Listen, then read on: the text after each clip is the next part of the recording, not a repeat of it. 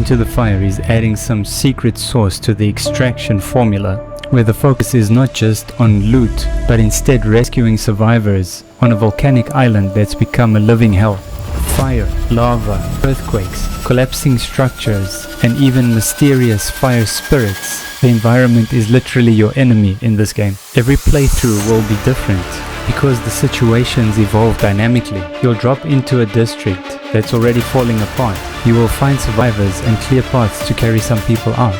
Everything is on a time pressure with limited resources. The longer you stay in a given area, the higher the risk becomes, the higher the danger becomes to you. So you must strike this fine balance of risk versus reward. Now I've been playing through the playtest, and what I'm going to show you is obviously a work in progress. You know, the game isn't perfect, and at this point I would say they have a really solid foundation here to work with. So instead of taking a kind of preview or overview and talking about what the game does well and what it does not, instead I wanted to show you and showcase how the situation changes, how drastically it can change. And despite what you may have planned for or anticipated, you know, this is how the environment is alive, and this is how it can affect every run that you go through.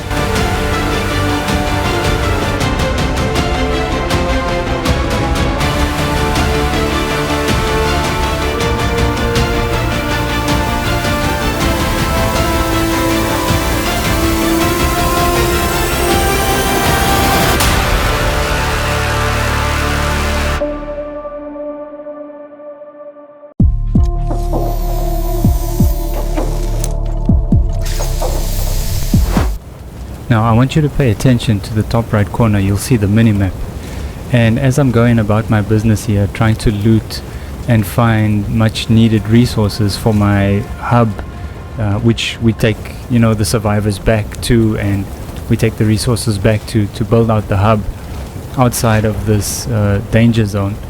There is a threat level that is busy, you know, increasing and getting more severe around me.